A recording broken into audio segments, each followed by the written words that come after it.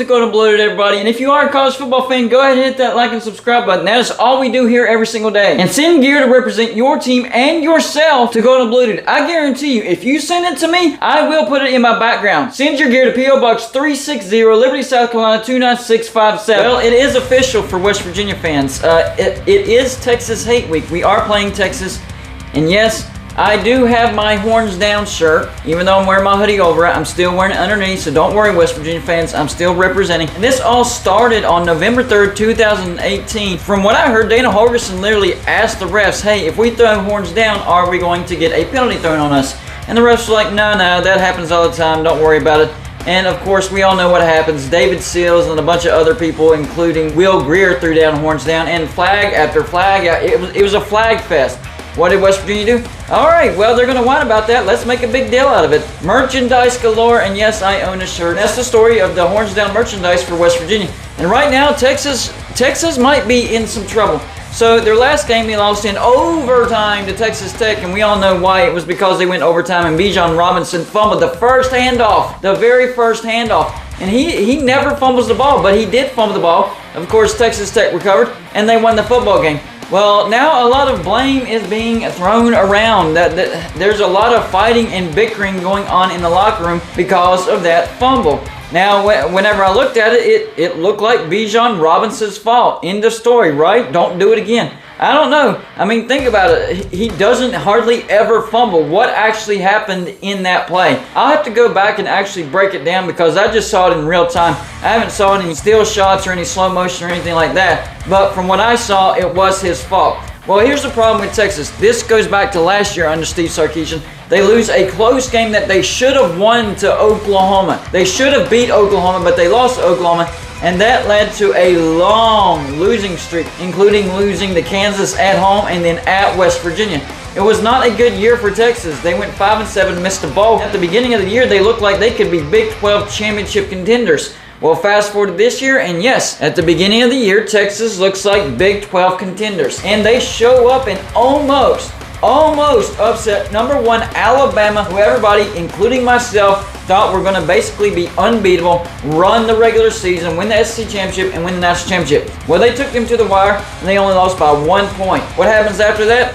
They start falling apart again. Yes, they beat UTSA, but if you watch that game, UTSA was in that football game. UTSA had some opportunities to win that football game. And then last week, of course, Texas Tech. I know it was a road game, and road games are always tough in the Big 12, but Texas was a massive favorite over Texas Tech, and Texas Tech pulls the stunner. Is Texas doing the same thing that they did last year after a close loss that they should have won against a great team? It looks like that could be happening. And then even after the loss to Texas Tech, a lot of bickering between the teammates as to why that fumble happened and why Texas Tech won the football game. Hey, it happens. Just don't do it again. Go play your A game and you'll get some wins. Well, unfortunately, that's not how it works at Texas. And I honestly feel bad for Steve Sarkisian because he literally has to have multiple booster meetings during the week. I mean, the boosters call the shots at Texas. Why don't y'all just hire them as the coaches? Because they decide who coaches, what they're doing wrong, what needs to be done, if they need to be fired. All the stuff, all the big choices that need to be made are made by the boosters. I mean, the freaking head coach answers to the boosters. Who does that? Texas does that, and that's the biggest problem that Texas has. So this week, West Virginia at Texas, and in the preseason, I actually predicted this as one of West Virginia's losses. Now, yes, I admit, I predicted West Virginia to go 9-3. I had us beating Pitt, and I had us beating Kansas. And we all know that that didn't happen. They lost to Pitt, and they lost to Kansas. So maybe I'm wrong about them losing to Texas, and we actually win. I hope I'm wrong about that one because according to my prediction, West Virginia can only afford one more loss for my prediction to be true. And we still have to go through a vaunting Big 12 conference slate. It's tough. What I will say is our offense is fixed. West Virginia has a great offense. It's our defense that we're worried about. But you look in the second half of the Virginia Tech game, and we finally put Jacoby Spells in. What happens? Pick six. So Ajayi, the person that he took over for, actually slipped and fell, and Virginia Tech should have had a touchdown on that play. There was nobody within 10 yards of that Virginia Tech receiver. But luckily for West Virginia fans, Grant Wells can't throw a long pass, so it was incomplete. So you go from Ajayi, who slipped, possibly causing us a touchdown, to Jacoby Spells, pick 6. That's an easy choice. It is time to start Jacoby Spells. He is a 4-star recruit, highly recruited out of South Florida. We straight up took him out of the backyard of Miami. So, yeah, he needs to start. And he proved it against Virginia Tech. If we start Jacoby Spells, that might fix the issues of the Charles Woods injury. A lot of people forget that our starting cornerback, Charles Woods, he went out in that Pitt game. And West Virginia's defense hasn't looked great in the secondary. We've been pretty good against the run, allowing less than 100 yards rushing every game. That's great. I mean, look at Texas' offense and West Virginia's offense, and you can see West Virginia clearly has the better offense. We're averaging more total yards, we're averaging more passing yards, and we're averaging more rushing yards. Look at the defensive side of the ball. I mean, it looks like Texas could be a better defense because they allow less points. But look at the offenses that West Virginia has played. And then you look at the yards. West Virginia has actually allowed less total yards, less passing yards, and less rushing yards. So our defense is starting to get it together. And if they can be just as good as Texas defense, then our offense can take over and West Virginia can win this football game. Yeah, it's an actual possibility. Going by the Pitt and Kansas game, you'd be like, there's no way Golden Blue, dude. They lost to an okay Pitt on the road. And then, yeah, Kansas is undefeated, but it's still Kansas. They're not one of the best teams in the nation.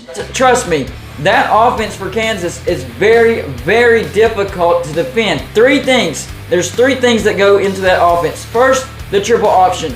So you have to be gap sound. You have to cover your gaps against that triple option. The second thing is the RPO. So not only do you have to cover your gaps, now you have to keep your eye on the quarterback to see if he's going to run or pass. And then spread on top of that. So he will drop back and pass the ball on your secondary. So you're covering your gaps, keeping your eyes on the quarterback, and you got to drop back in coverage. That is a very difficult offense to defend. Kudos to Duke. They did a very good job. I guess they scouted them very well. But Kansas is going to give the Big 12 some issues because they're not just one specific offense. They're like 3 offenses combined into one. So Kansas is not a bad loss. That's not a bad loss. I think Kansas could beat Texas again, back-to-back years, because this year it's in Lawrence. But this game right here, this is a very important game for Texas because if they lose this football game, last year could happen all over again. So you go from feeling really good about yourself because you only lost by 1 point to the number 1 team, Alabama, with your backup quarterback because Quinn Ewers went down in that game, to all of a sudden now you have 3 losses. And as far as Quinn Ewers goes, they're saying that he could play. See, that's a big deal because with Hudson Card, I think West Virginia could actually win this game comfortably, something like 35-24. I think West Virginia scores 35 no matter what. I don't like what I'm seeing with Texas defense. It's not that great. I mean, the defensive line is good, but the secondary is very questionable. I do think that West Virginia can put up 35 points on the Texas defense. The question is, can we stop Texas offense? Well, with Hudson Card, I think we do. I think we win 35-24. Now, with Quinn Ewers, that's a different story. He's a whole different animal.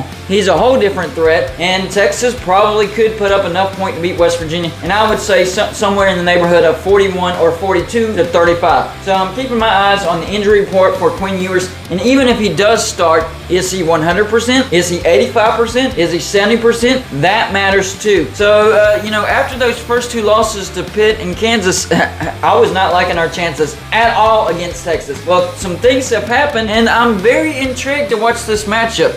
So I'm going to live stream that game. So you're going to see me emotional. I'm going to be super happy, or I'm going to be super mad. Well, during the course of the game, I guarantee I will be mad at some point, even if we win the football game. Go back and watch the Virginia Tech game. I was mad most of the game, but we ended up winning, and I was happy towards the end. So you'll see a mad Golden Blue dude if you tune in for that live stream. I'm very excited about this game. I do think West Virginia has a legitimate chance of beating Texas, even if Quinn Ewers does play. And here's the thing that a lot of people don't realize. West Virginia has the number 1 quarterback in the Big 12 as far as passing yards. West Virginia has the number 1 running back, C.J. Donaldson, as far as rushing yards. And West Virginia also has the number 1 receiver when it comes to receiving yards. So we definitely have some playmakers. This might come down to how Graham Harrell game plans Texas. Don't throw the ball too much. Let's run the ball a lot and wear that defense out because C.J. Donaldson is very tough to tackle. Y'all let me know in the comments section. Number 1, do you think Quinn Ewers will start? Is he going to be at 100%? Number 2, who do you have winning this football game? My official prediction is if Hudson Card starts, I'm taking West Virginia 35-24. If Quinn Ewers starts, I'm going to take Texas